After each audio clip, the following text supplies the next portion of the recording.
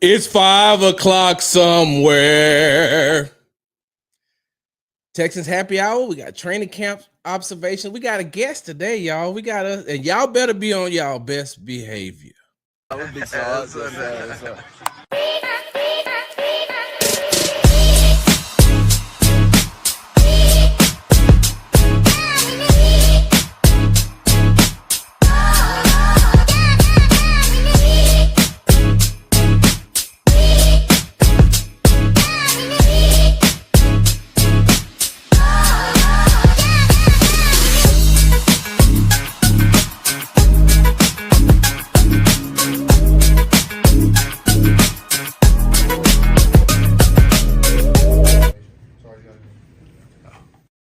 Hey, what's going on, y'all? Fix my. There we go. You're tuned to the Texans Happy Hour, sponsored by the Hall Family Estates. Make sure you go to www.hallfamilyestates.com. They say you can't buy happiness, but you can buy wine, and that's the closest thing to it. Make sure you follow me on the app formerly known as Twitter at Big Sarge Sports with a Z at the end. Follow me on the tick and the talk at Big Sarge Media.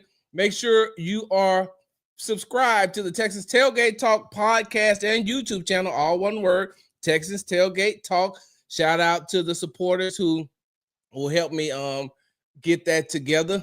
Said it was kind of, it was messed up a little bit. Don't worry, I fixed it. Did. Make sure you follow me on Instagram at Big Sarge Sports with the Z at the end. Because you know we do everything for the gram. And make sure you keep checking www.bigsargemedia.com. On Friday, I have an exclusive. I did an exclusive interview with Texans running back Jawar Jordan, who is having an amazing training camp so far. But, you know, you don't need to hear from me.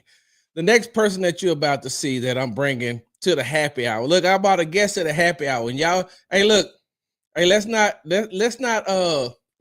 act up, okay? Mm-hmm. Let's just try to show him some love and some grace and appreciation. I got Jonathan M. Alexander from the Houston Chronicle. Now, before we start, now, listen, hold on, Jonathan, 1 second. This is just water because I got too much work to do. I can't have alcohol. This is just water, but hold on. I know I just told them, hey, don't act up because we got company, right? Don't act up because we got company. And then you come and pop on screen looking like you look like you 12 years old and your mama that took some Vaseline, rubbed it on her hands and rubbed it all on your face. You coming up here looking like you got cocoa butter on, you shining like new money. Jonathan, look, I appreciate that, treat me like you was going on, First Take, Pat McAfee or Shannon. Don't worry about it. Oh, yeah, you keep talking about that. What's going on, Jonathan? Not much. See, it made it look like that because I turned on this light, but my face it didn't really have anything on it. A little oily, but we good now. I was like, he done showed up like you must be going to like a real happy hour after this. Like, y'all, look, you and your lovely partner, y'all got a date tonight? She said, hey, as soon as you get off, let's go. Nah, I wish I was going to happy hour, but Jonathan, your face was shining like mine used to do when I was little going to church. My grandma used to be like, come here. And she beat my face up. I was like, hey, look, you don't have to be so rough, right? But she knew that she put the lotion or the Vaseline in my hand. It was not going to make it to my face. It was going to make it all over my clothes. Nah, you ain't lying. No, mine was like that too back in the day. But once again, you are tuned into the Texans Happy Hour. I'm your host, Big Sarge, and I have the honor and the pleasure. I know that we joke, and I can joke with Jonathan like that because, ever since he's gotten here to Houston, after covering, how long did you cover the Panthers? I covered the Panthers for 2 years. 2 years, but you also covered that other team in North Carolina. Is they on Tobacco Road too? Yeah, I covered both of them, Duke and UNC. Okay, so as long as you had UNC in that, then that's cool because I'm not a Duke fan. Wait, was you there when Zion was there? So I was covering UNC at that point. I had moved from the Duke beat to UNC the year Zion came. So I got a chance to see him 3 games Yeah. at least. Well, good thing you didn't have to cover him exclusively, because that's another story for another time. We are not here for that. You are here on a professional capacity in some sorts, and I will not do that to you. But Jonathan, ever since you've gotten to Houston and been covering the Houston Texans for the Houston Chronicle, man, you and I, we have developed a real good friendship, man. And I will say this, brother: the highlight of the highlight of our friendship is you allowing me to meet your father, man, who's a really good guy. Except the only flaw he has, he a Kappa, right? Yeah, he Kappa. That's the only flaw he has, Proud right? Kappa man too. Huh? It's that proud Kappa man too. That's the only flaw. But no, I really appreciated that, Jonathan. And man, you've done a wonderful job. You've done a great job. And for those of you all who haven't read Jonathan's articles, y'all need to go ahead and subscribe to the Houston Chronicle and get, Jonathan has some great interviews, some great exclusive interviews. And so, Jonathan, one of the reasons why I wanted to bring you to the happy hour, with the rest, with the supporters, we do this. We try to do this on a daily basis. Especially, now that training camp has started, we try to, I try to get like 1 or 2 shows in a day, but they're tired of hearing my training camp observations. They're tired of listening on the radio or reading on social media. And I figured, hey, look, let me just go ahead and bring in, a subject matter expert. So, Jonathan, what are some of your training camp observations so far?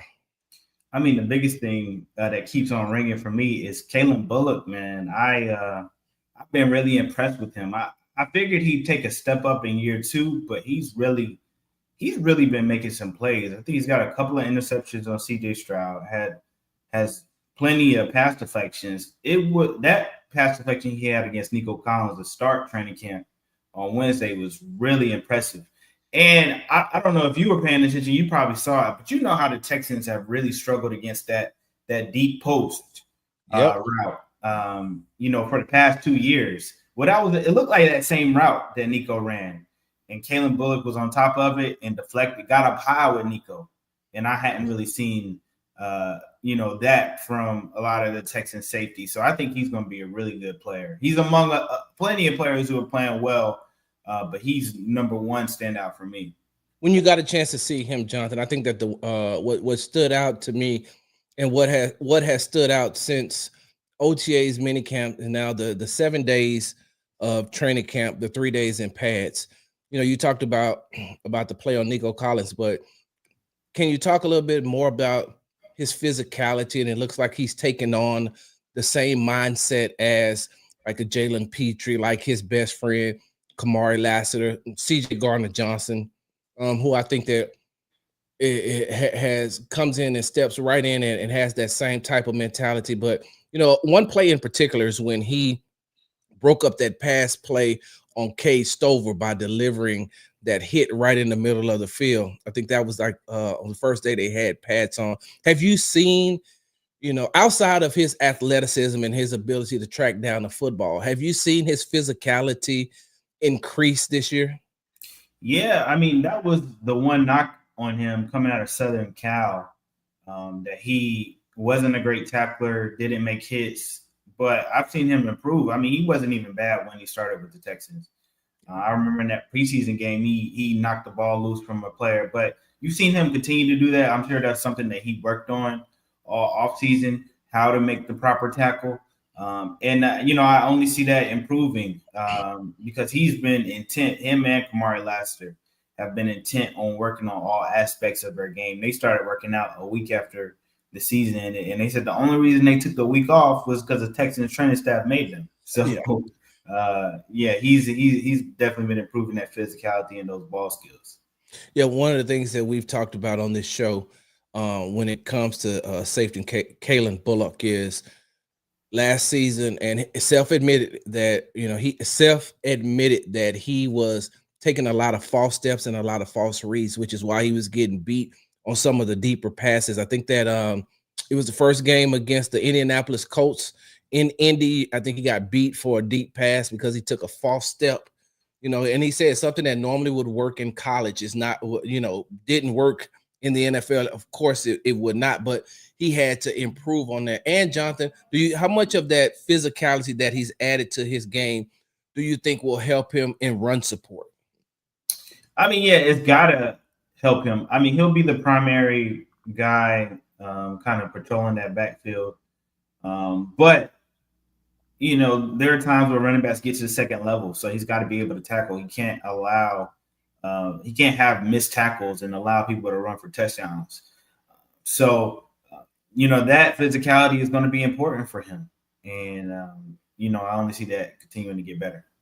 When you're looking at the Houston Texans offense, and we'll get into, some other players who needs improvement and who are trending up from what you've seen throughout the first, 7 training camp practices in the last 3 days with the pads on. Before we get into that though, Jonathan, we've noticed a trend, and when they didn't have the pads on, of course the defense was going to take advantage of that because they didn't want to hurt the offensive lineman, and the offensive lineman didn't want to hurt them. And so, of course, it looked really bad. Some of those players, and one of those players that you had in your trending down segment of your article, we'll get a chance to speak about that in just a second. But when you look at the offense and the defense going up against each other, now that they've been in pads, and the first 2 days, it seemed as if they were. The first 2 days, it seemed like they were kind of evening out, even though the defense had a small advantage over them. You could see like the offense looked like they had started to put things together. And then on Wednesday, next thing you know, the defense has these pass breakups, these multiple interceptions, these sacks on CJ Stroud. When do you think that it's going to start clicking for that offense? I mean, the hope for them is that it will happen sooner, perhaps in West Virginia before these preseason games. I mean, I thought early on, especially Monday, there were a lot of interceptions from all quarterbacks. Tuesday, offense had its best day, and that's ideally what you want to see. It was a clean day, not a lot of interceptions. Offense got the better of the defense. Then, like you said, Wednesday kind of reverted back to the defense, a lot of pass deflections. I mean, at least what we know is the defense is going to be good again this year, as long as they stay healthy. They can be a dominant defense, but you want to see the offense have a little bit more success in camp, just so they, number one, can have some confidence going into the season. Last year, we didn't see a lot of good days from the offense, and I thought that carried over. One thing I've been telling y'all, this offseason is to remember to trust your eyes in training camp, because what you see in training camp is probably going to happen in the regular season. So they've got to get going probably here in West Virginia over these next week. What are some of the things you've heard about first-year play caller Nick Caley? I mean, everybody says, number one, he's smart, has a lot of energy, is a good down-to-earth guy. The story I love is hearing from one of his former coworkers with the Rams, and his name is slipping my mind off the top of my head, but he said Nick Caley is the type to invite you over, have a bonfire, and have a beer. He had a party for one of his daughters, and his daughters, I think all his daughters are under 5. Yeah. But he had a party for one of his daughters. They had the kids come over, and they had the adults come over. They had karaoke for the kids and a beer keg for the adults. So, I mean, he loves to have a good time, but that just means he's a people person. Yeah. And I think CJ really highly respects that, has formed a good relationship, and they expect good things. He has the knowledge of some really good offenses, the Rams and the Patriots, and he's going to blend all of that together. One of the things that we've discussed on this show, and I've had an opportunity to speak with Jake Moreland. I got the tight ends coach. I got a chance to speak with Brevin Jordan. I got a chance to speak with Cade Stover, and they said that him coaching a position, in particular the tight end position, and now that he's calling plays, he's able to utilize the tight ends, as far as putting them in the plays and utilizing their skill set a little bit more. Do you think that when you do coach a position like that and you are calling the plays, that's like an added bonus for you?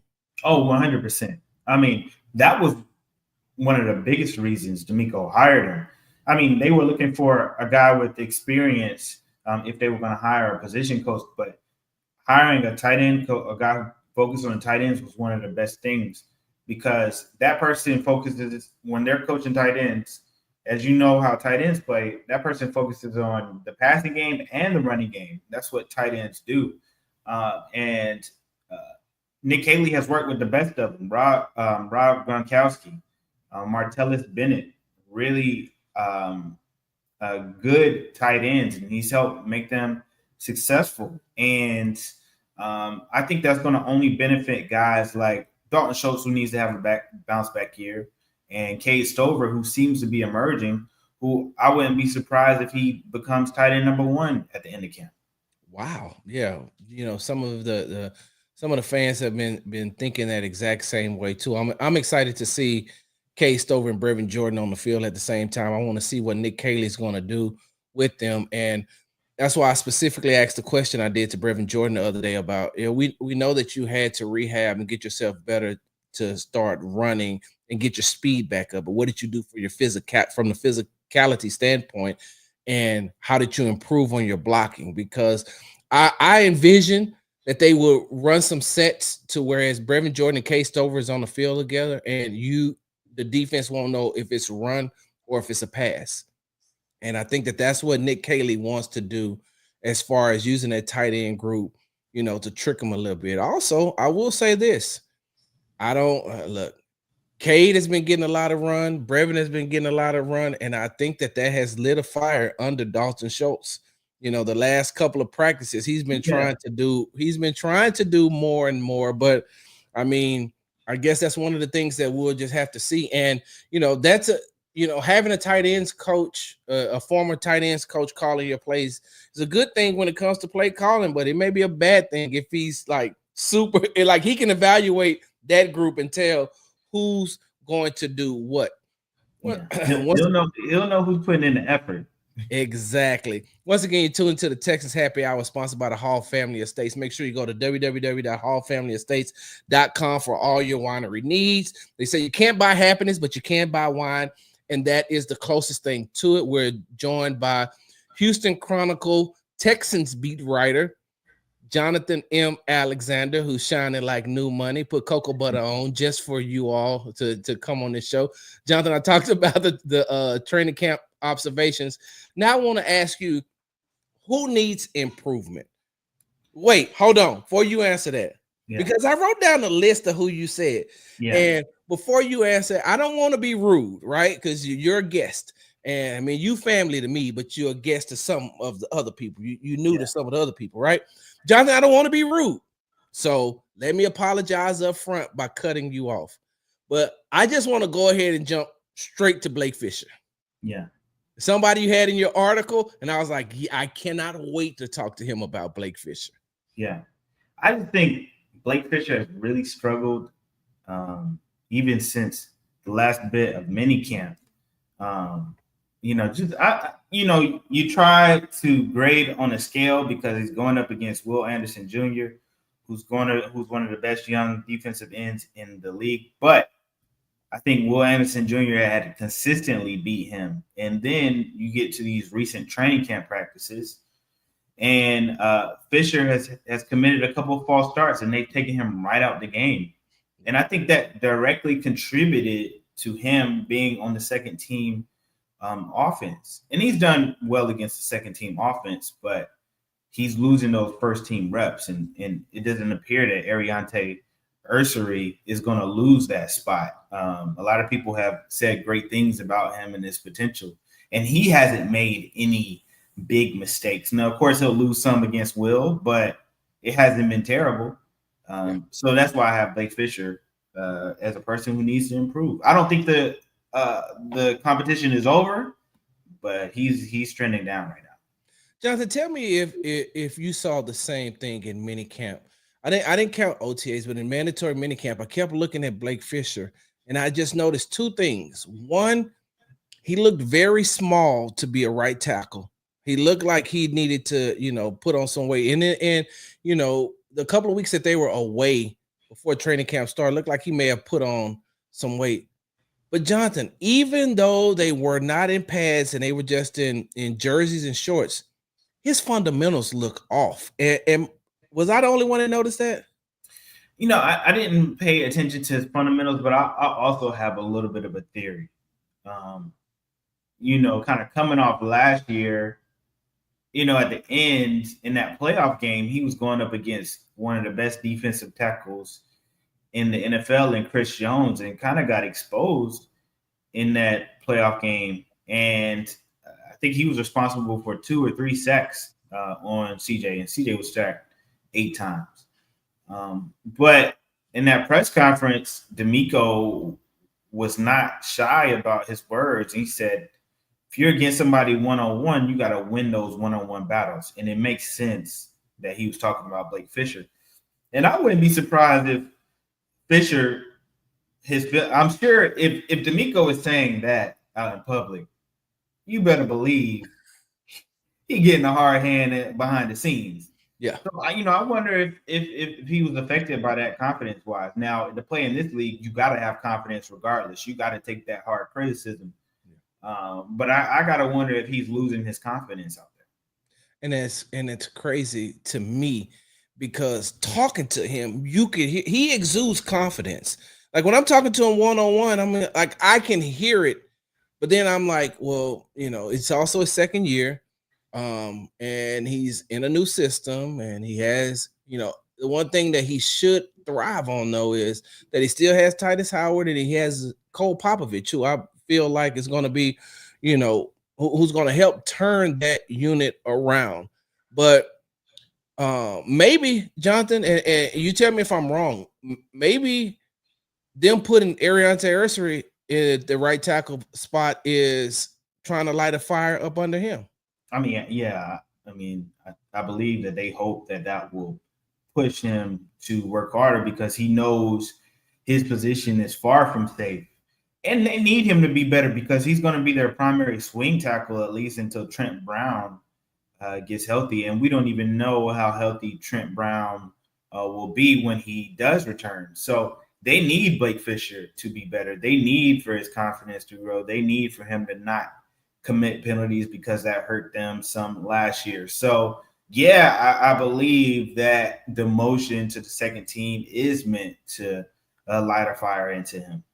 And if you can get him going, I'm pretty sure that Nick Caserio envisions a lineup that has him at the right tackle and Ariante at the left tackle.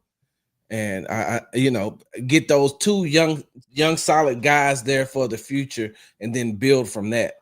Yeah, that's a good point. They're supposed to be their tackles of the future, so they can't afford for Blake Fisher to regress in any way or lose his confidence. Now, I got a bone to pick with you, a small bone to pick with you, Jonathan. Okay. So in your trending down segment in your article, you put the running game in there, right?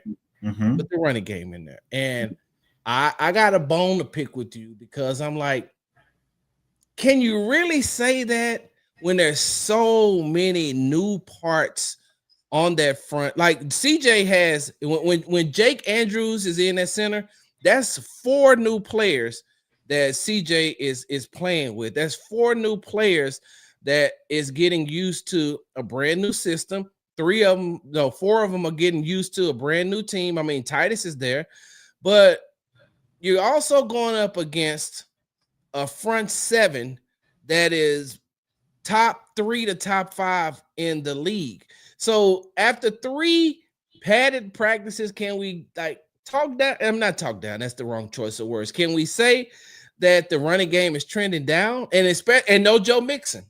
Yeah. I mean, all right. So let's break that down. I think it's fair to say, you have to factor in all of that. At the same time, this might be the group that starts week 1 if Joe Mixon and Dameon Pierce aren't back. So you need that group to improve. And every time I see them do a run play, they're getting stuffed at the line of scrimmage. I mean, they had a few 4-yard runs a couple of practices ago, but I haven't seen the breakout running back the guy who can, obviously they believe in Nick Chubb that he can, be that guy who steps in. But so far he hasn't shown that.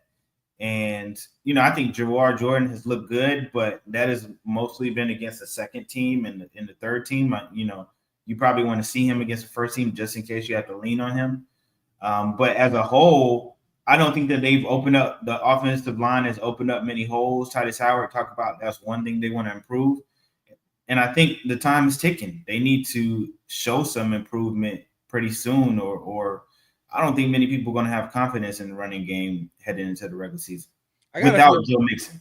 Yeah, and I got a feeling I've said this before that CJ gonna probably his pass attempts are gonna be high until they're able to until that offensive line is able to build some continuity. But do you think that going away to West Virginia will help this offensive line also build some type of continuity and them as they're learning the plays more and more, and as they're learning each other's, because I look at it like this. Like I said, the offensive line has not looked good, and I know what they're going up against. That's no excuse. I'm not giving them an excuse because they're going up against that Texans front seven. I'm not giving them an excuse. But I also just I take a step back and before I really because they have not looked good consistently. That's the thing for me. I'm like, you're not looking good consistently. And true, that can come from some continuity of not being able to not playing together. But when I look at that left side and I'm saying Cam Robinson and Laken Tomlinson, I mean, they know of each other, but they have never played with each other. And so they're still learning, the tendencies of that guy being right there. When was the last time Titus has played the right guard position? I mean, that's how I look at it. I'm looking like that run game. You can't experiment. You can't be in experimental mode or training mode against the Texans front seven. Yeah. To me, and that's why I think it looks worse than what it is. But can I be wrong?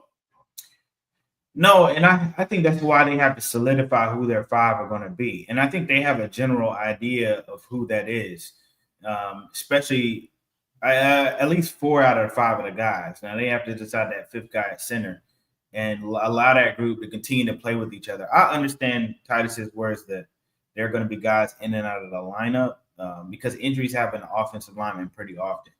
But you got to assume that your best 5 are going to be out there at least for week 1. And you got to get some continuity. The best way offensive lines play is they have continuity and chemistry. And this trip to West Virginia should help with that. They believe that the trip to Cleveland last year helped them with chemistry. But I think they have to find their best 5 and play them together consistently to develop some cohesiveness.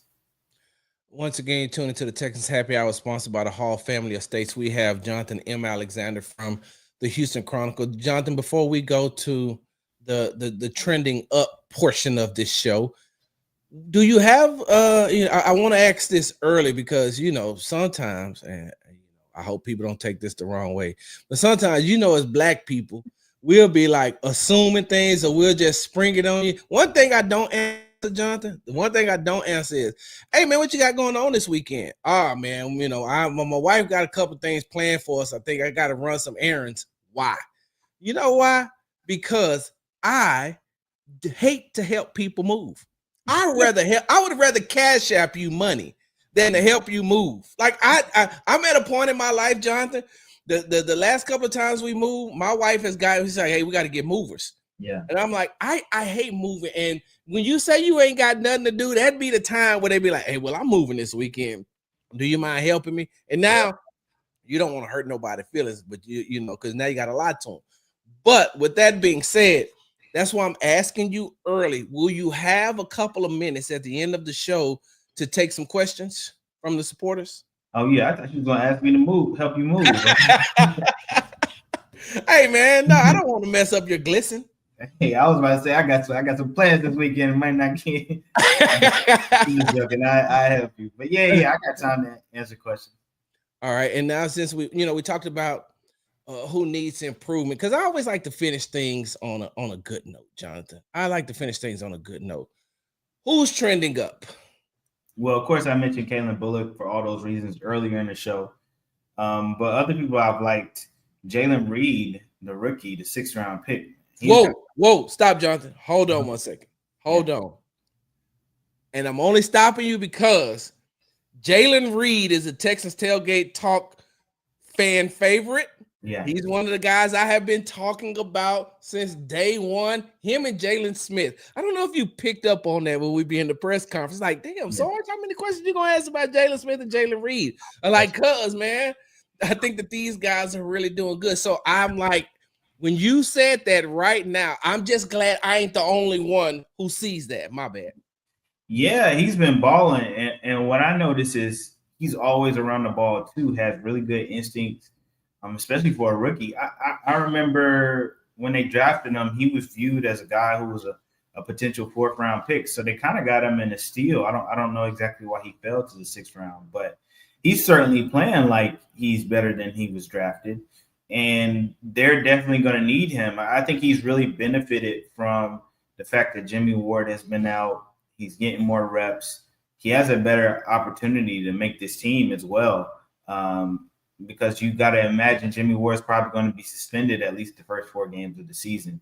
But based on his play, I think he might make it anyway. He would have made it anyway. 2 interceptions already. Like, he's looking good. Jonathan, he's so big for a safety though. Like, yeah, I think he's what, 6 feet, 215 pounds, if I'm not mistaken. Hold on, I got it right here. Give me 1 second. Jalen Reed, 6 feet, 212 pounds. Mm-hmm. Jonathan, he hasn't even come into they ain't even gave him his NFL body yet. He still got his college body, but he looks so big as a safety. He's intimidating. Now, it has to be intimidating for some of those quarterbacks to drop back, and you're not expecting to see, like, if you're seeing Kalen Bullock, of course, Kalen is Bullock. I want to make sure I got that. So he's 6'3", 190. But you'd be like, okay, he's a tall safety. Yeah. Jalen Reed is a big safety. Yeah. And I think that one of the reasons, Jonathan, you tell me if I'm wrong or not, I think one of the reasons why they drafted him and one of the reasons why I think they're so high on him is because D'Amico also likes his safeties to be able to come down and run support. And maybe you could throw him in there, you know, as far as stopping the run as well. Yeah, I mean, he has both free safety and strong safety type of vibes.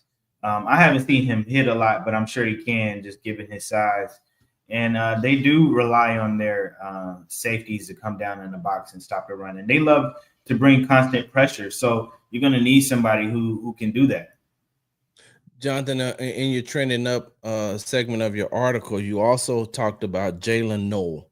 What have you seen from him? Yeah, Jalen Noel has some really good catches. I think it was Tuesday. And he's looked really good. Like, he's been among the more impressive rookies that we saw so far. He didn't participate in minicamp because he was dealing with a little bit of a minor injury, suffered like late in OTAs. So we wondered how he'd look kind of coming back, but he was there at that throwing session in Toronto with CJ Stroud and the rest of the receivers, and he just looks like he hadn't missed a beat. I think he can be a playmaker for them, whether that's in the passing game or even in the return game. I think he's going to find a way to earn himself some spots on the field. Now, of course, he won't beat out Christian Kirk, but I think they'll figure out a way to utilize him. How many special teams touchdowns do you think he'll have? I say he'll have 3 or more. Special teams touchdowns? Yeah. I think he's extremely hard to get a special teams touchdown. We haven't seen it from the Texans, with the exception of Dameon Pierce. So I don't know. You know, if he does, I think it'd be in a punt return, and I would probably put it at 1. I'm gonna throw you a curveball real quick before we talk about 2 more players I wanted to ask you about. I'm throw you a curveball. When it's time for D'Amico to make the cut, I want you to project into the future, right? I just want you to look into the future, project yourself into the future, and give me them lotto numbers too, because I really need to be rich. But I need you to project yourself into the future. Jonathan, what are some of the names that are going to that you believe? What are some of the names you think that are going to surprise people if they don't make this team? Probably John Mechie. I think that wide receiver group is pretty deep, and I think guys like Xavier Hutchinson are going to make this team because they like everything that he can do. Guys like I think Justin Watson will probably make this team, and I think they're only going to keep six receivers. And if they keep a seven, I would think it would be Braxton Berrios because he has special teams ability. Now I don't think that's going to happen, but if they did keep seven, that would be the case. I think John Mechie would be a surprise cut. I also think that, and you might not like this because I know you've interviewed this player a lot, but I think Juice Scruggs might be a surprise cut. His fall, and I haven't even seen him play bad, to be honest with you. Yeah. Now, of course, he wasn't good at center, but I haven't seen him play bad at guard. But they have not utilized him since the Pads have come on with the first team at all. And that, to me, now I get it, you're behind Laken Thompson and Titus Howard, but he's just kind of fallen from grace. And that's one I actually don't understand, to be honest with you, because I thought he was pretty solid at guard. But he should have played against Kansas City in the divisional playoff game. I agree with that. No Shaq Mason. Yeah, I 100% agree with that. But for some reason, he hasn't been on this coaching staff's good side. And I wouldn't be surprised if he was traded or cut, because I think he has better value traded versus them just cutting him. Yeah, I can see that too. And that's one thing that I've noticed, in these first 7 practices, that he hasn't been getting a lot of run. A lot of times I look up and he's taking 13 reps. Yeah. And I'm like, wow. But do you just give up on him that easily? And I'm removing, personal, because he is a guy that I like to talk to, off to the side and, chop it up with. But, when we're just talking about what you and I are doing right now, talking about on the field, I don't know. But here's the thing, though, Jonathan. If they don't believe in him to back up Titus Howard, and they believe in Ed Ingram, who also was replaced in he was replaced in Minnesota because of being inefficient. Like the coach came out and said, hey, we're replacing him because he's not playing well, and we're going to put somebody else in there. And I understand, here's another opportunity to give him a chance. They brought him here to give him a chance. And I think, to me, they're both in the same boat, but I agree. I could see a world where Juice Scruggs may not be. I mean, and it's going to depend on how he plays in the preseason.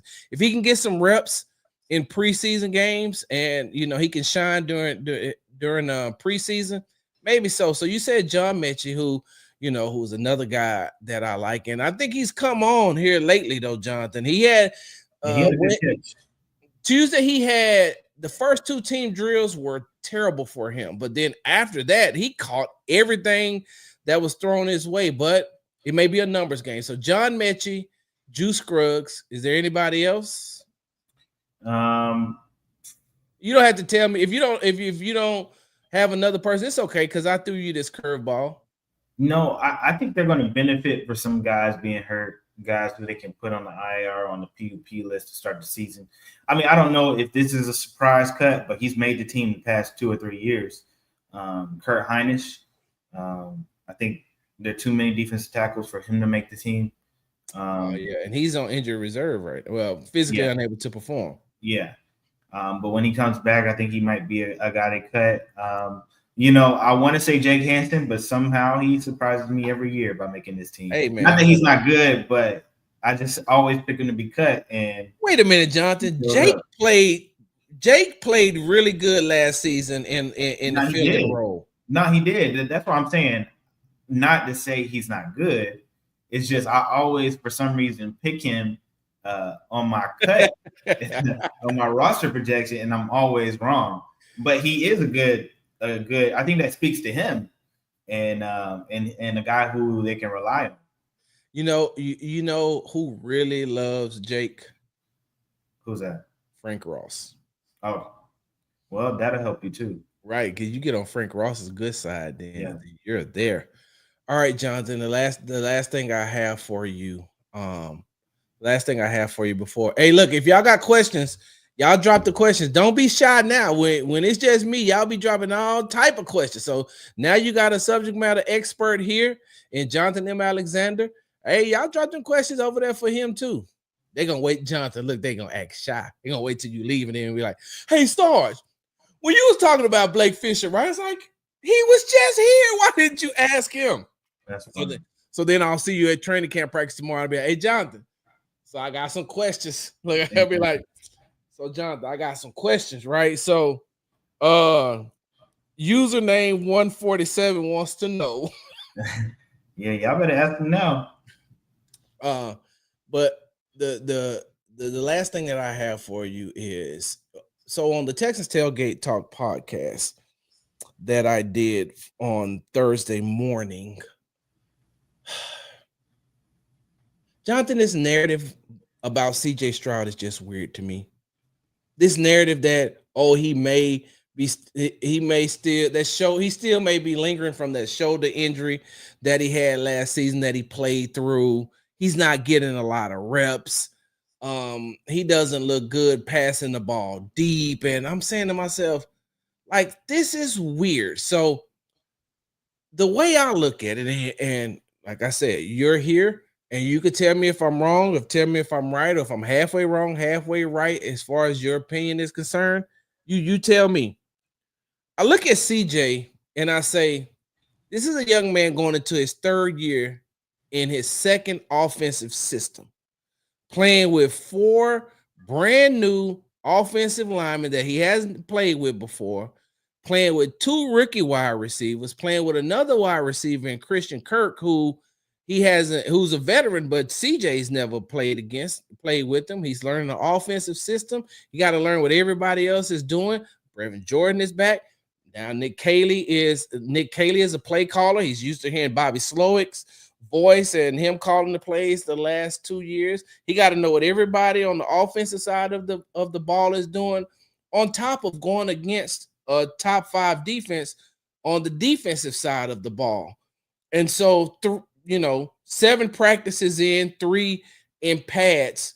Like, I just feel like some things are gonna look off until he's able to grasp everything. And we've been around CJ long enough to know that he's gonna grasp it. And once he grasps it and once he gets it, I feel like we'll see what we are trying to see with him learning this Nick Caley offense.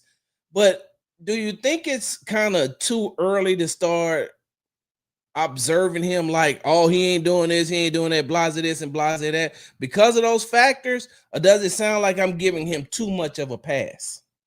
Well, I don't even think, him getting less reps is true. I think he's gotten the same amount of pass reps as Davis Mills. And also, if they were concerned about his arm, they wouldn't have aired it out to Nico Collins early in practice yesterday.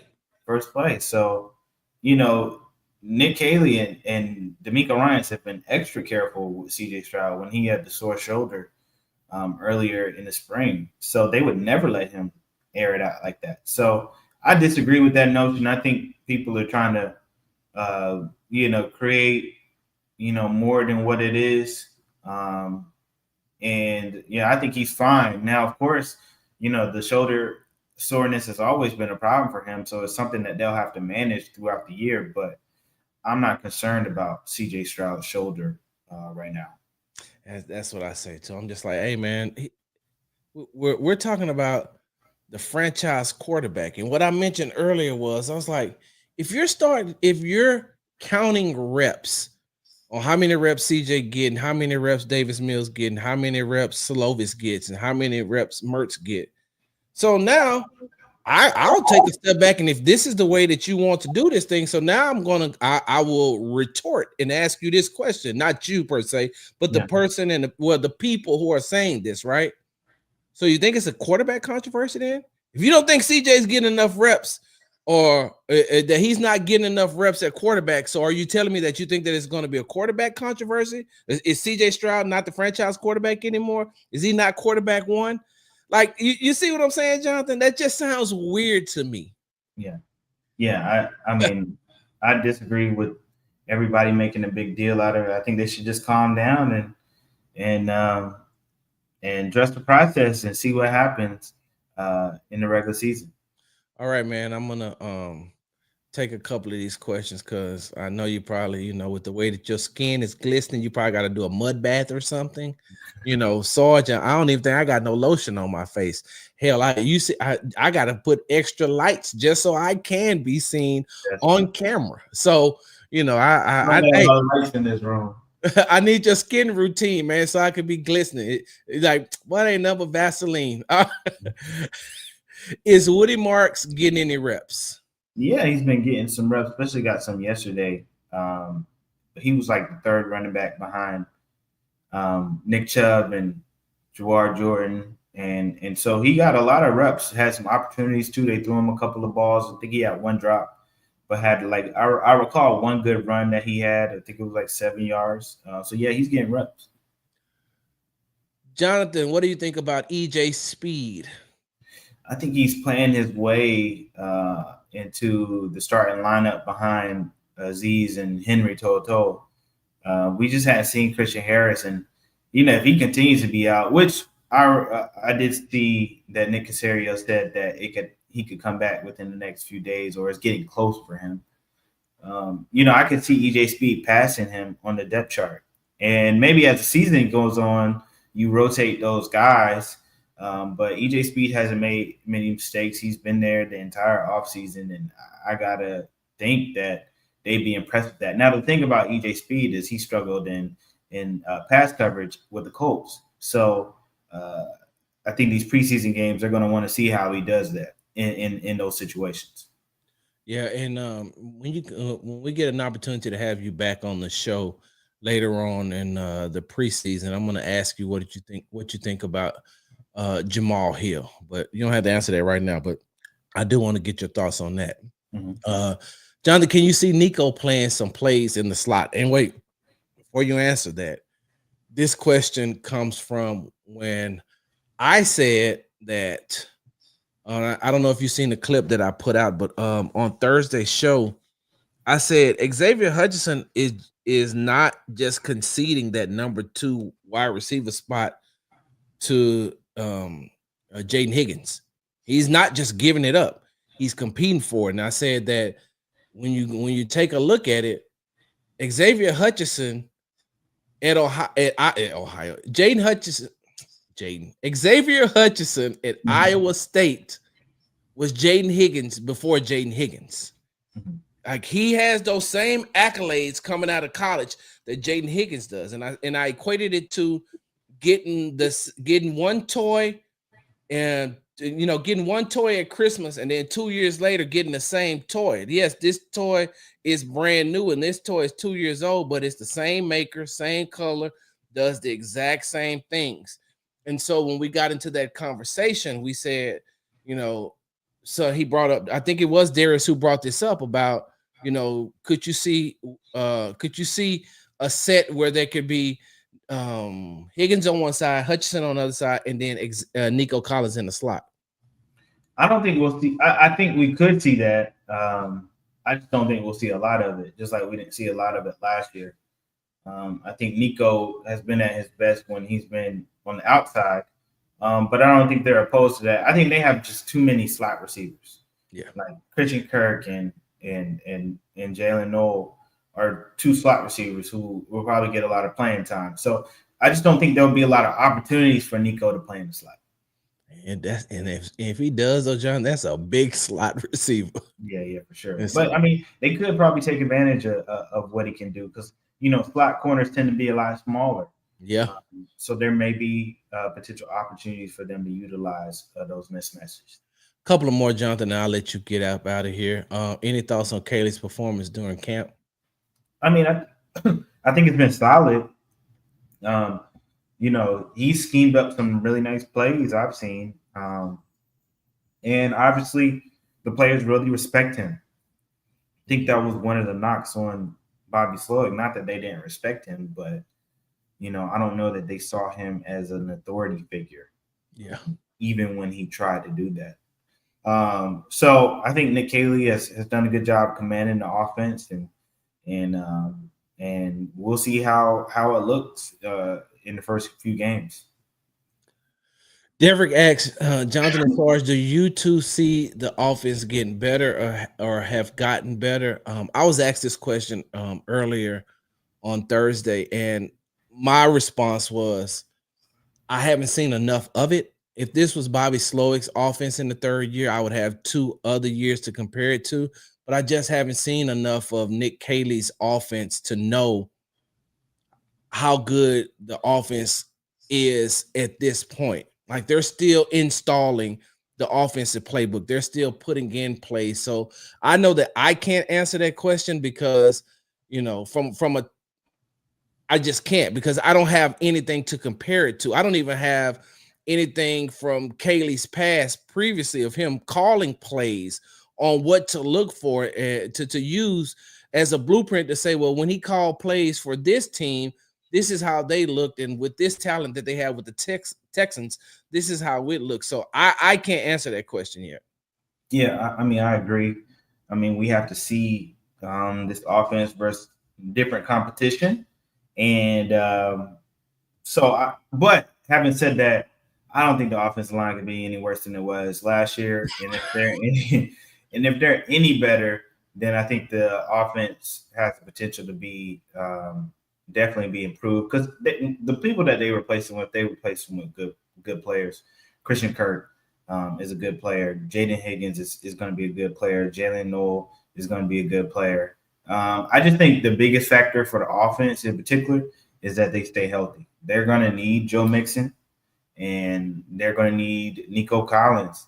They're going to need their main guys to be healthy for them to have improvement. They're Pro Bowlers. Yeah. They're Pro Bowl guys. Jonathan, I'm gonna just get 2 more, and then I'm gonna get you up out of here, man. And I appreciate you, taking the time to spend with us. One of my sayings is, time is the most valuable possession a human being has. So anytime they give it to you because that's something that they can't get back, then you should appreciate that. So I definitely appreciate that. Let's take this from Jeremy. How is the tight end battle falling in place at this point in training camp? I mentioned this a little bit earlier, but I don't think we talked about it in my trending. But Cade Stover is one of my guys trending up.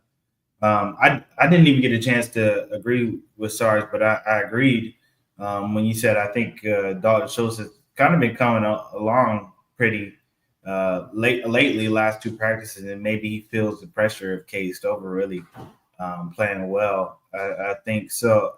Brevin Jordan, at first I didn't think he was going to make the team, but he's looked better than I expected. And I think he is extremely. I think he's really healthy going into his camp, and I think he's tight end number 3. But that's still going to be good for him because he'll still have opportunities to make plays.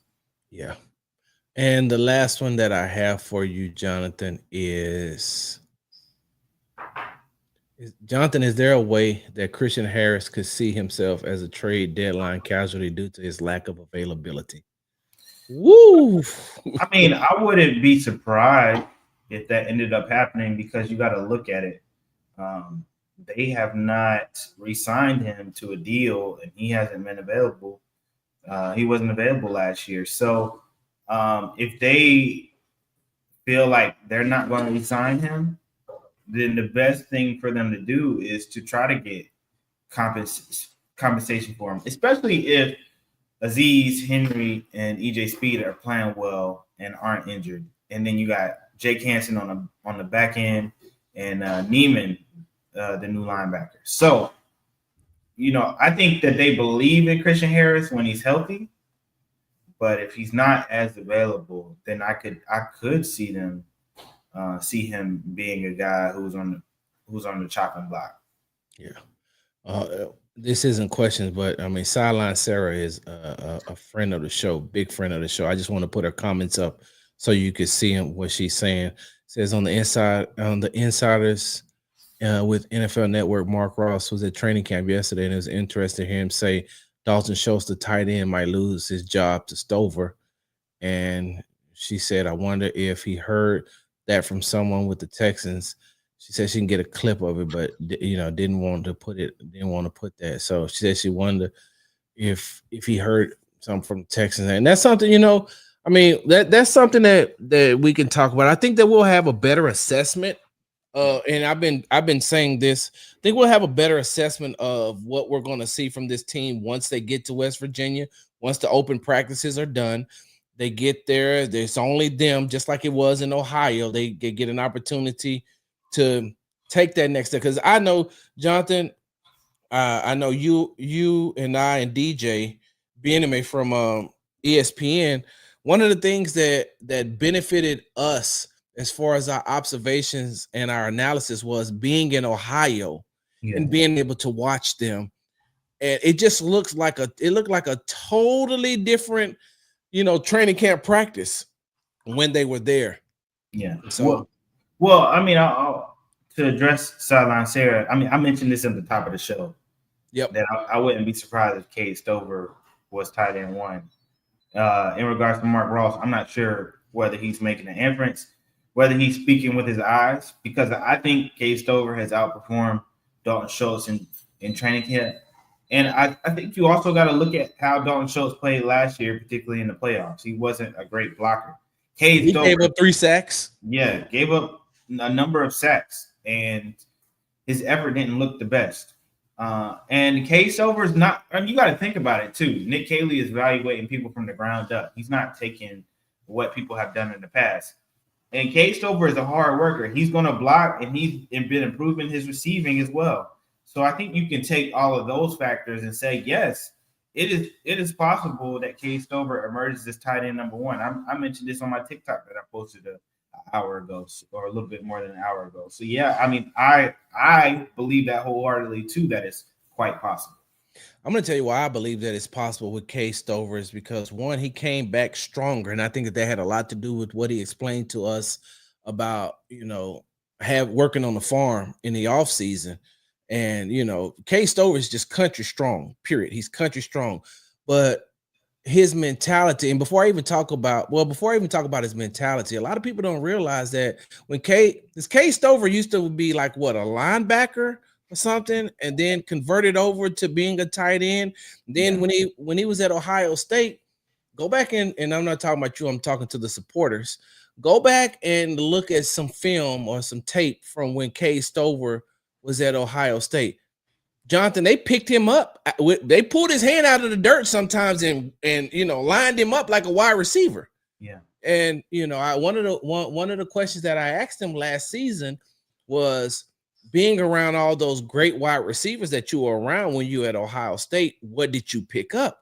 Because you can see that he has some wide receiver tendencies, but he's still a tight end, but he has those wide receiver tendencies. And I think that Nick Caley is going to use that. And he's one of those guys that, I put it like this: when you look at Nick Caley and when you look at Cole Popovich, those are two guys that be like, hey, look, they look like they will be like, hey, Cade, so on the bye week, can we come to your farm?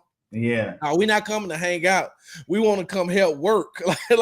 And Cade Stover has that mindset and that mentality that, hey, look, when it's time to play football, it's time to play football. It's time to work. So, Jonathan, I got to get you up out of here because I know that you have a lot of things on your plate as you get ready to come back out to day 8 of the Houston Texans training camp on Friday. One of the main things, everybody knows that you can go to HoustonChronicle.com, go to the sports section, click on Texans, and look for all of Jonathan's great articles that he's writing. I'm not going to ask. I love to put you on the spot and always ask what you're writing for Sunday, because I know Sunday is them long form, and I'll be getting into those because I'm a long form reader. But I'm not going to ask you that. I'm not going to put you on the spot because it's still a couple of days for somebody to steal it from you. Not me per se, but the couple of people that be lurking and going to be like, oh, I was working on that already. But Jonathan, outside of the articles, though, could you please tell us where we can find you on social media? Excuse me, because now I got two things conflated running through my mind at the same time. So let me slow down and say this. Can you tell us where we can find you on social media so that we can also see your recaps of training camp? Yeah. Find me on X at John M. Alexander. That's JONM Alexander. On TikTok, Instagram, that's JONM Alexander _. So pretty easy to find me. And I post stories and recaps and videos of practice. And the thing that was running in my mind real quick, Jonathan, how I almost got two things to join together is I was going to say that just like Jonathan took these questions today right here in the Texans Happy Hour, just like he took these questions here, you can also, he has a mailbag that he does, and you can submit your questions to him and he will answer them. That was the thing running in my eyes. I gotta say the mailbag, Jonathan, tell him about the mailbag as well. Yeah, I mean, people send me questions all the time, and I answer every single question, whether that's in my newsletter, Texans Insider, or on the website. And the next mailbag is coming out next Wednesday, because I do it the first Wednesday of every month in the off season, and then when the season happens, I do it every Wednesday. All right, so I appreciate having you, man. I really appreciate you taking the time to come in and talk with us in the Texans Happy Hour. I Jonathan, I can't make you no promises that we're gonna all be on our best behavior next time you come in here. I mean, we'll keep it professional because we know that you're here on a professional capacity and you have a professional job, so we won't get too petty. But I don't know if you seen when I first started talking about the lotion, you see they was about to get active. Jonathan, we had a bot in here the other day named Melvin. When last time you met a person named Melvin? You know, it's funny.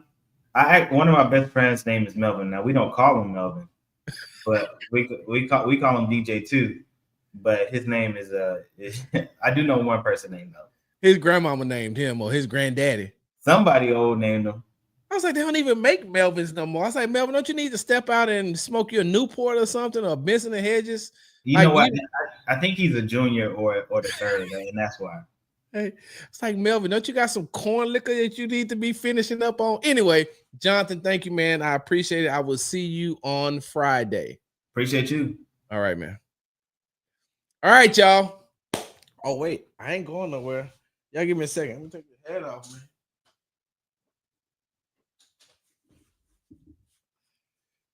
man. Okay. And the one reason I did not end the show, one of the reasons why I didn't end the show with Jonathan right there is because I wanted to come here and I want to tell you all, those of you all who are here right now, those of you all who are in the comments, those of y'all who are watching, but especially those in the comments and interacting in the comment section, what they call it, the chat, is interacting in the chat, and who ask questions and put their input in it. Hey, I'm gonna tell y'all something, man. Y'all be showing up and showing out. Y'all be showing up and showing out. And I tell my wife all the time, I'll be like, I love the people who support the Texans Tailgate Talk and who support the Texans Happy Hour. I said, because it's a nice mixture of pettiness and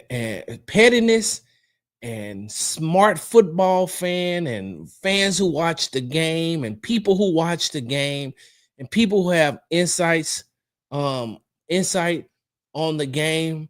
I said, and we could be talking about watching the tight ends play and what I seen from Brevin Jordan and blase this, blase that.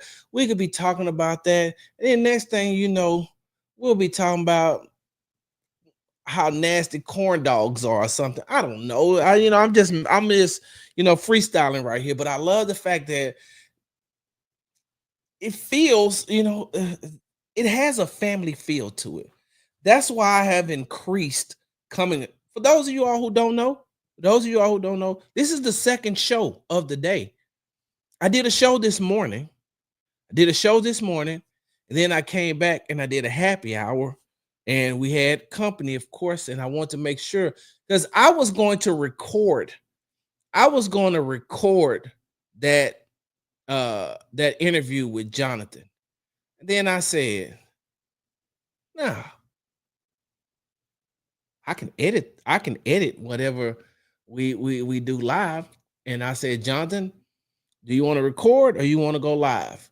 And he said, I'm good either way, but I like to go live because Jonathan knows how much the majority of you all support him and support his work as well. And so I wanted to make sure anytime that I can do a live show, I will do a live show only because I like the interaction. I like talking to you all. I like you all. Listen, it's crazy. I feel like we should have I feel like there should be some merch. I feel like we should get some type of merch made for this Texans Happy Hour because some of you all talk to each other, through your social media. Some of you all know each other personally. Some of you don't. But sometimes the only interaction that you all get is when you come into the happy or when you come into the chat on the Texas Tailgate Talk or the Texas Tailgate Talk or the Texas Happy Hour. Hold on. Now, Corey, did I say I need to make some merch?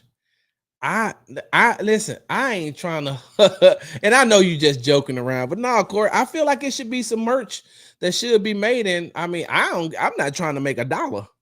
I'm not trying to make a dollar off. No, I just like the camaraderie, Corey. Corey, I'm telling you, and you know it, man, Corey. Like I just feel like we should have our own merch because I've watched other shows, I've watched other live shows. Ain't no show doing it like this. There are some shows, do not get me wrong. I'm not talking down on anybody else's shows. I'm not. Because there's a lot of shows that do a lot of the fan interaction. I'm not taking nothing away. But I really like the interaction that we have right here on the Texas Happy Hour. I'm not talking about anybody else's show. I just feel like the interaction that we have here is genuine, is pure, is like it has that good feeling to it. I live in Memphis, Tennessee, but I'm a Houston fan, so I'll be looking forward to. Hey, I appreciate that. Texans Tangents, what's going on, man? What's the favor? Now, hold on now. I don't know if you've seen the earlier part of the show, but like you saying you got a favor. I'm not agreeing to the favor because you may be asking me to help you move.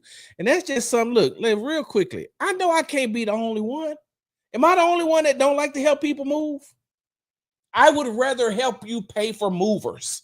I'd rather say, hey, how much you need to add on to what you got so you can get movers.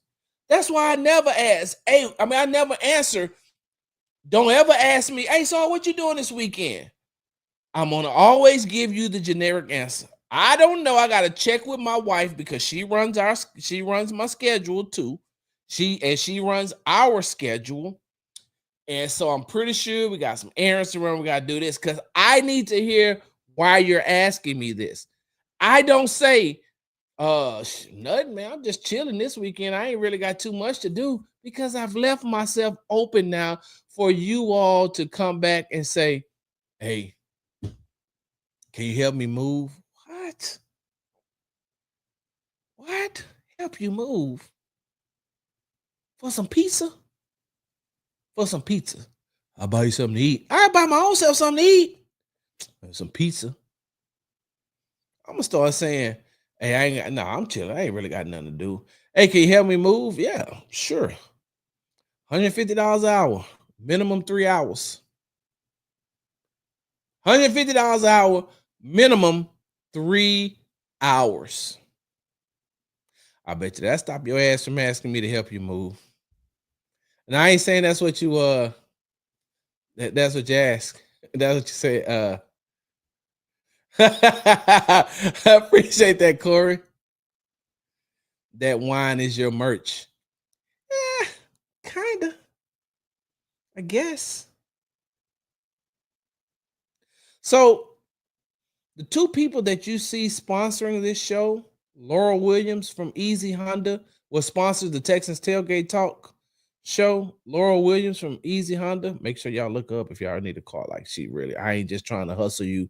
I ain't trying to make no money. I'm not trying to make no money. I'm telling you that young lady knows exactly what she's doing in the business, and she's here to help, and she knows every situation and has a solution for every problem. I ain't trying to make no money at all, period. If anything, I'm trying to help her get the sale and trying to help you get into a vehicle. Easy Honda, Laurel Williams. But when it comes to the Hall family estates, the young man who owns the Hall family estates, we went to Prairie View together. Me and Lamont went to Prairie View together. I'm an Alpha, Lamont is a Sigma.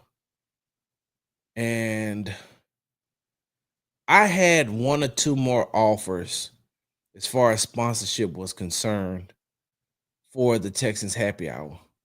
But I turned them down. And I said no. Because if I'm going to help anybody grow their business, help this young man. Outside of this, he's an educator. He may be an administrator now out in Brazoria County. The amount of things that he's done for those kids, the way that he has ingratiated himself into that community and helped take that community up another level. He probably been teaching about, he's probably been in education like 20 plus years, but he does a lot of stuff behind the scenes that he doesn't want to, he doesn't take the credit for or want the credit for, because he feels like that's just something that he should do. He don't have to post it. He don't have to post it. He doesn't have to put it out on social media. He don't need to do it to let everybody see it. Some of the things that I've done in the past, especially when my late wife was living, some of the things that we did, he was a part of it. And there was a lot of things that we did behind the scenes too. So when it comes to this though, I'm just trying to help this young man out, because I don't know too many African Americans who own a winery, and he got some cigars coming out too. So yeah, appreciate that, Corey. D Skill says, I hate moving my own stuff. I definitely hate moving other people's stuff. All right, y'all. Texas Tangent has asked, next time you see Coach Frank Ross. Hey, it's funny you say that, Tangents, because we speak to the coordinators tomorrow. So I will see Frank Ross on Friday. Next time you see Frank Ross, thank him for me. The special about his hair cutting motivate me to cut my own hair. And as an epileptic single father with tremors, it is saving us. What, Tangents? Hold on. I'm going to take a picture of this. Give me a second. Give me 1 second.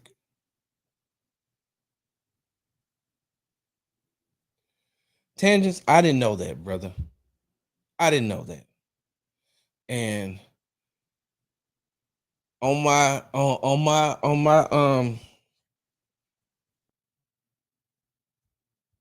DM me on social media. I'm sorry, on Twitter.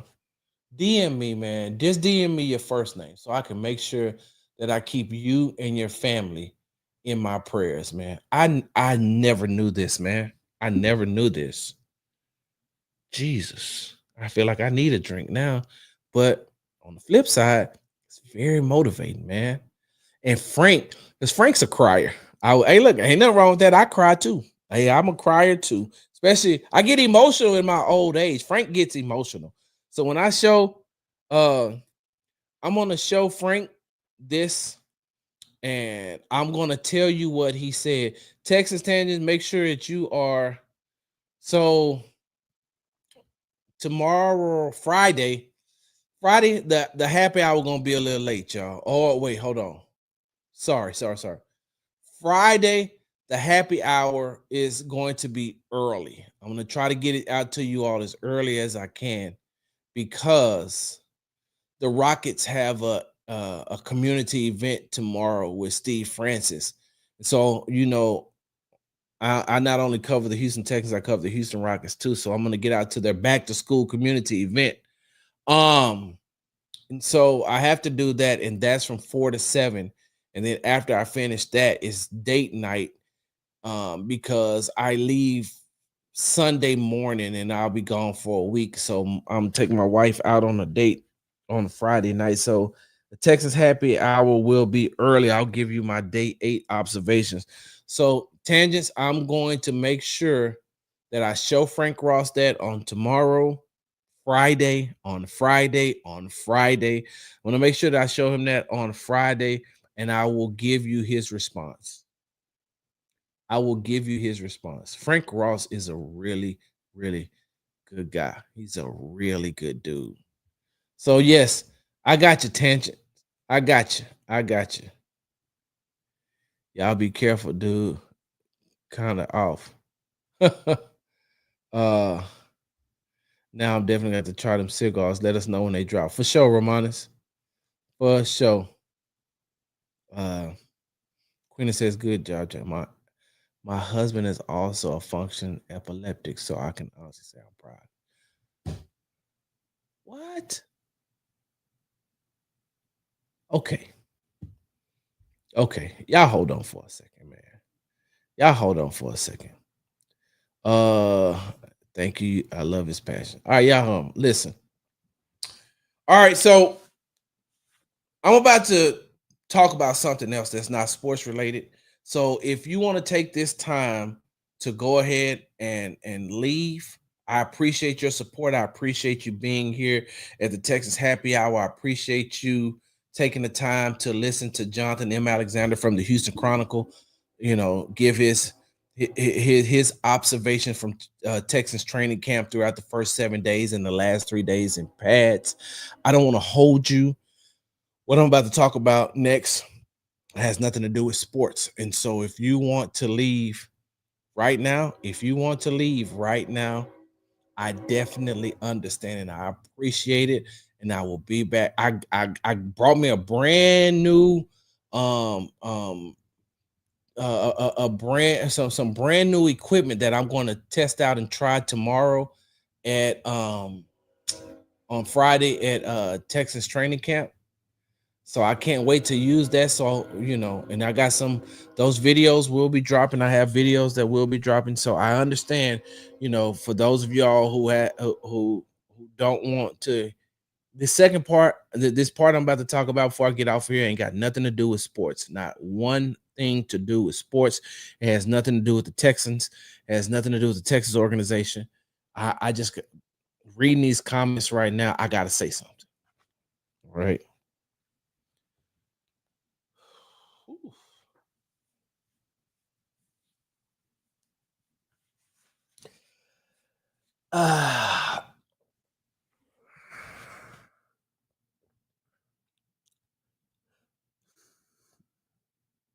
Try to get through this thing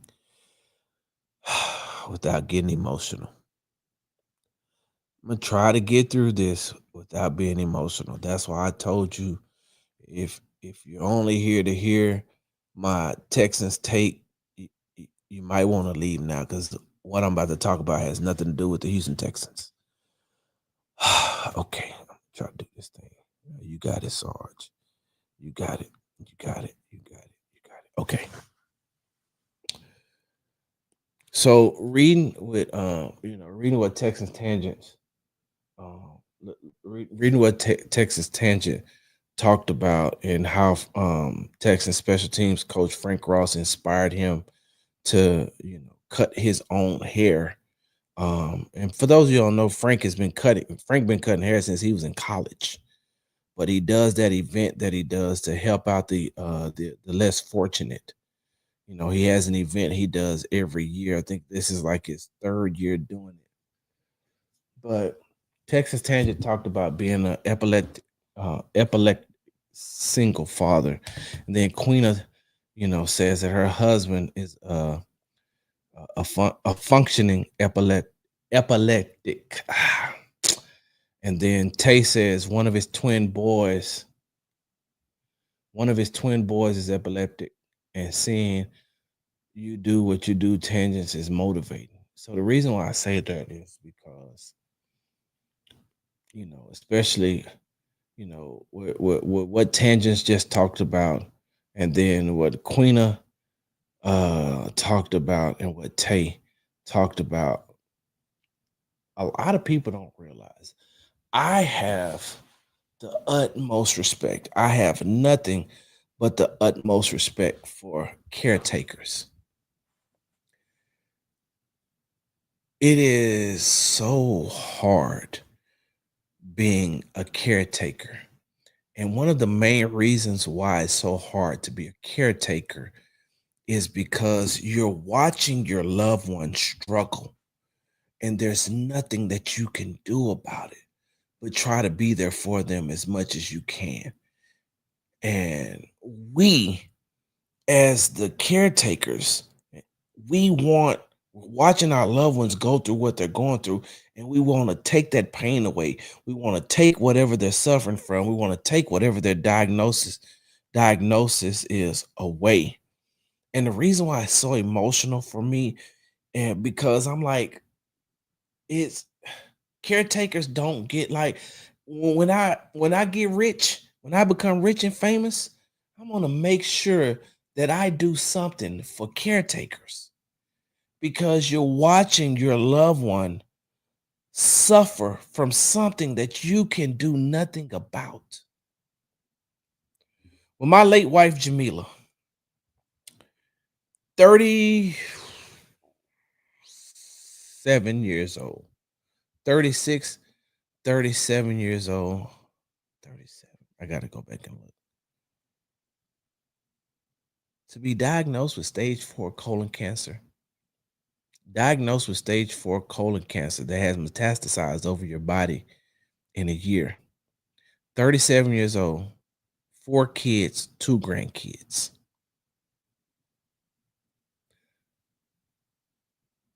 Cancer had metastasized, meaning it spread it all over her body. So they was trying to do their best to clean up as much as they can, get as much cancer out of her body, and see what they can do. But in all actuality, they basically told her, "You're not going to make it." They gave her 6 months to live. She lived 2 years past that 6-month mark. But to be dealing with the illness that could potentially kill you, to be dealing with the illness that could potentially kill you, and then being diagnosed with death, that's two totally different things. She was diagnosed with death in the form of stage 4 colon cancer that they could not stop from metastasizing.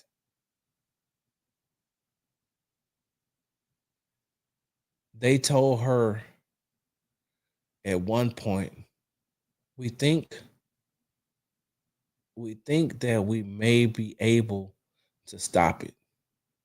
And then they came back and told her, we can't. There's nothing that we can do about it. And so imagine having to wake up every day, being thankful for waking up, but knowing that today could be your last day, and you won't see your kids anymore. You won't see your grandkids anymore. And you won't see your mom anymore. You won't see your sister and your brother and your other relatives and your friends. And you're dealing with that on top of dealing with the pain and what you're going through and what you've been diagnosed with. And you're dealing with that, and you're dealing with that, and you're dealing with that.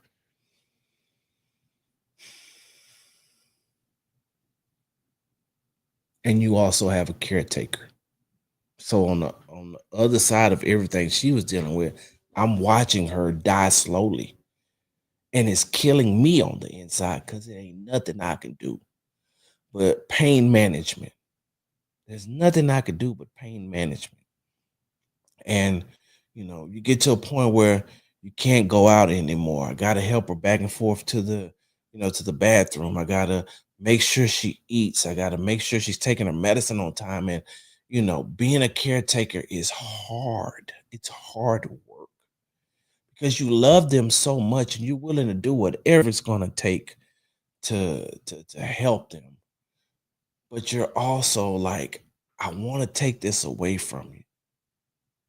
And then one of the things that I tell caretakers when I talk with them, and they's like, man, it's so hard because I also get frustrated because I'm doing this, I'm doing this, I'm doing this, and then when I got other stuff that I gotta do too. And I was like, it's not an easy job. It's not an easy job, and it's not an easy task. It's hard. Being a caretaker is hard. And that's one thing that I experienced firsthand, that my stepfather experienced firsthand with my mother before she passed away. So I say all that, right? I take you to my world, and I share this personal stuff with you all about being a caretaker, only so I can give a big Sarge salute to those caretakers who are supporting this show right now. For the caretakers that supporting it, the caretakers who support this show, I'm gonna give you a big Sarge salute because I know that that's a hard, thankless task. A lot of people don't see what you have to deal with behind the scenes. And then for those who are suffering for something, in my prayers every morning, I pray for the sick and the shut in, and I ask God to help those who are dealing with illnesses and infirmities to to be able to deal with whatever your will is. So I pray for those type of things.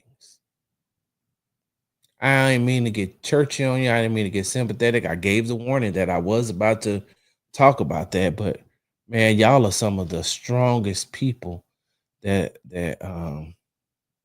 I know. Um, Tay said his son's first seizure was at 3 years old, and I was up a creek without a paddle because I didn't know what was going on.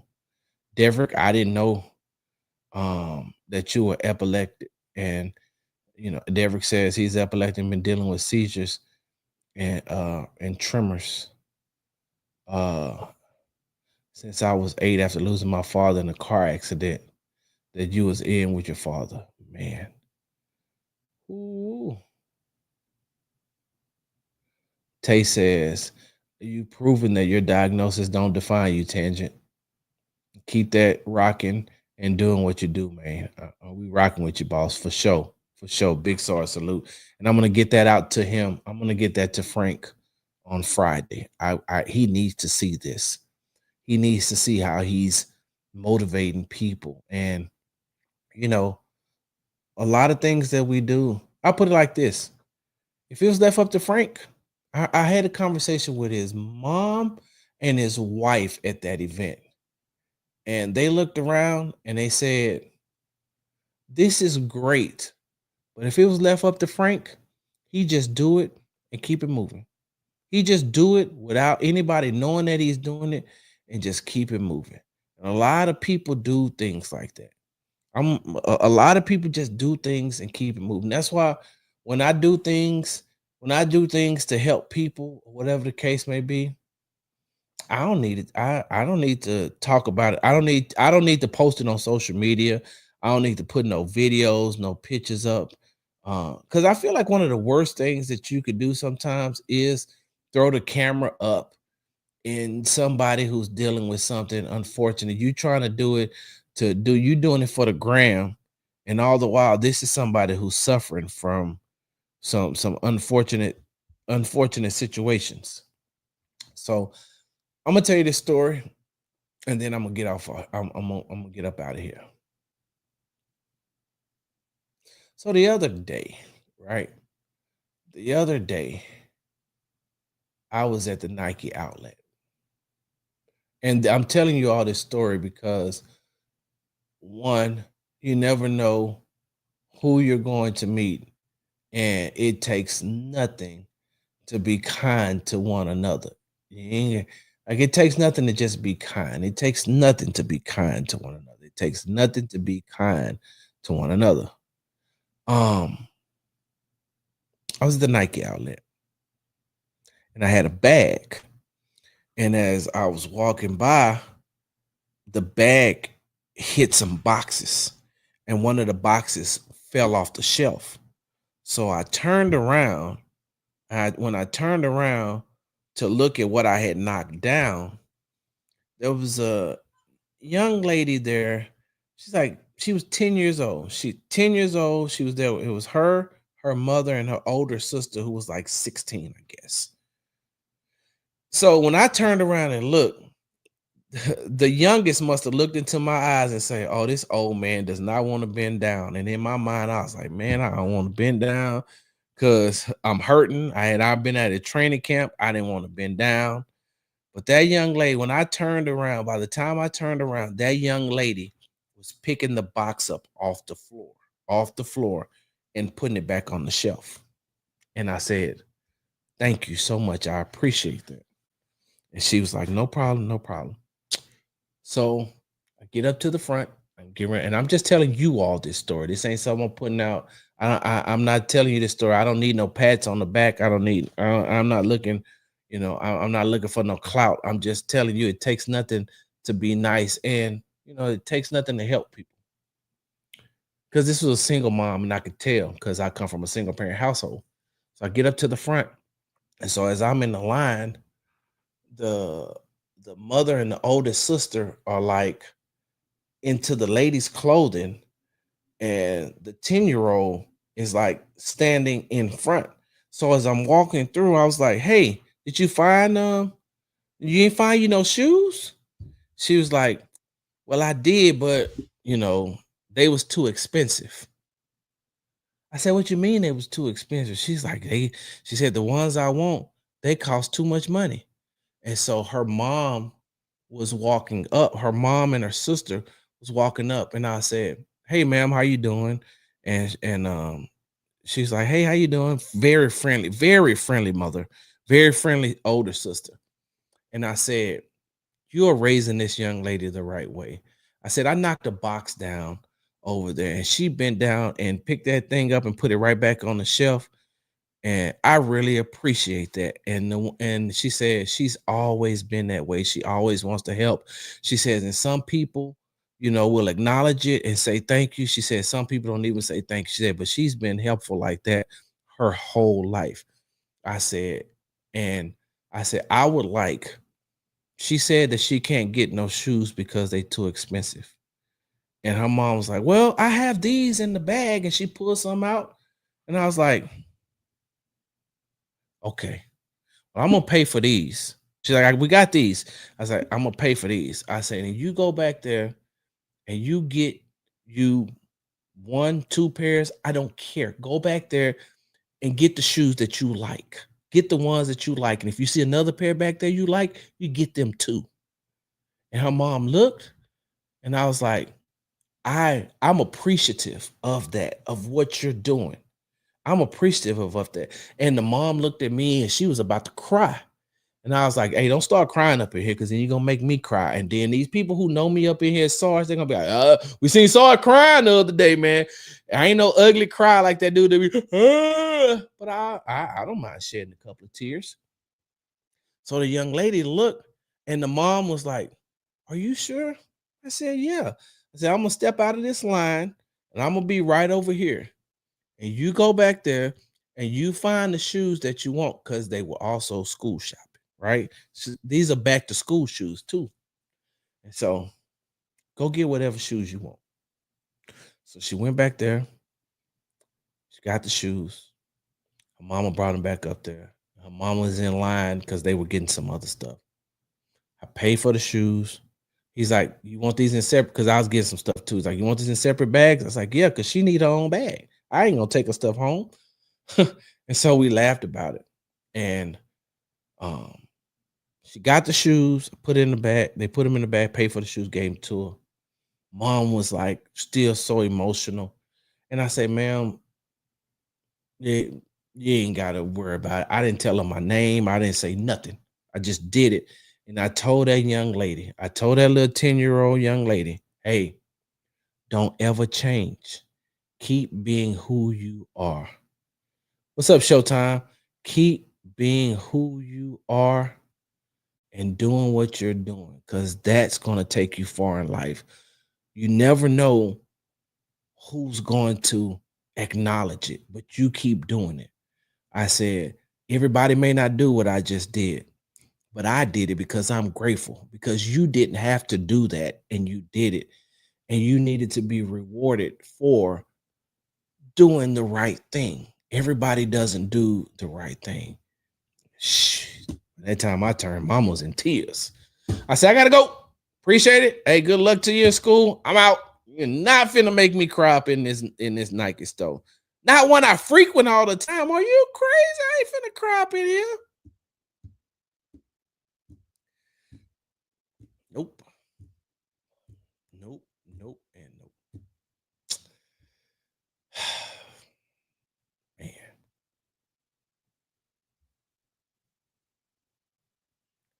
When I say this, I mean this, y'all. If don't nobody else tell you that they love you today, I do. And even though I can't hug each and every one of you, just know in my mind, I'm hugging each and every one of you all who take your time to support me here. I appreciate it.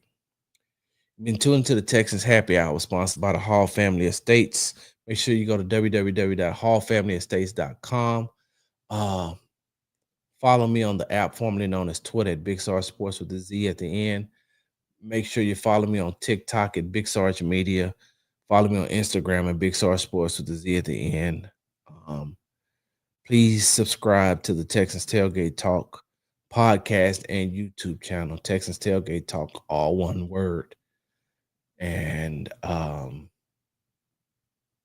yeah, I'll see you all tomorrow. Thank you. I appreciate everything. I appreciate all the support. Big Sarge, I'm out. Big Sarge.